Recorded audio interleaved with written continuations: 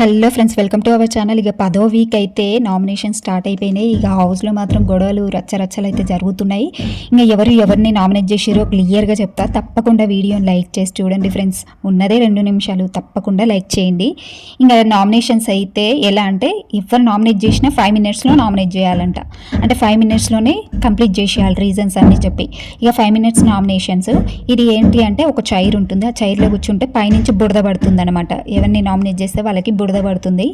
ఇక ఇది నామినేషన్ ఈ ప్రతి సీజన్లో జరుగుతూనే ఉంది కదా. ఇది పైనుంచి బురద పడడం ఇదంతా ఫస్ట్ నుంచి జరుగుతుంది. ఇక ఎవరిని వేసిరో తెలుసుకుందాం. ఇంకా 6 అయితే నామినేషన్లోకి వచ్చిరంట. ఎవరెవరు అంటే ఇమాన్యుయల్ వచ్చేసి భరణిని నామినేట్ చేస్తాడు. ఇమాన్యుయల్ భరణిని నామినేట్ చేస్తాడు. రీతు వచ్చేసి దివ్య నామినేట్ చేస్తుంది. ఇంకా గౌరవ్ సంజనాను నామినేట్ చేస్తాడు.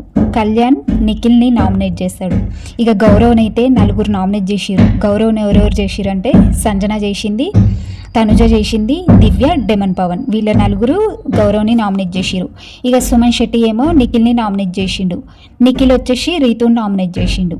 ఇంకా మొత్తం 6 అయితే నామినేషన్లోకి వచ్చిరు. ఇంక ఈ వారం డబుల్ ఎలిమినేషన్ అయితే ఉండదు, ఇది సింగిల్ ఎలిమినేషన్ ఈ వారం. ఎందుకంటే లాస్ట్ వారం 2 వెళ్ళిపోయారు కదా.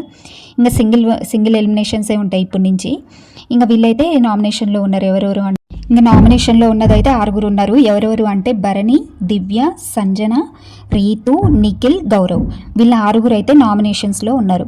ఇక ఈ వారం ఎవరు ఎలిమినేట్ అవుతారని మీరు అనుకుంటున్నారో కామెంట్ చేయండి. అలాగే మీ సపోర్ట్ ఎవరికో కూడా కామెంట్ చేయండి.